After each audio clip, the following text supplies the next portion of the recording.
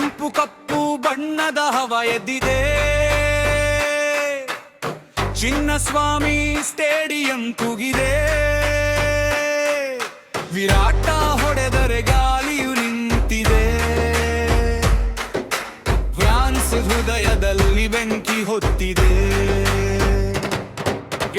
ಗೆಲುವಿನ ದಾರಿ ನಮ್ಮದಾಗಲಿ, ಪ್ರತಿ ಬಾಲ್ನಲ್ಲಿ ಶಕ್ತಿ ಇರಲಿ, ನಂಬಿಕೆ ನಮ್ಮ ಬಲವಾಗಲಿ, ಸಲ ಕಪ್ ನಮ್ಮದಾಗಲಿ.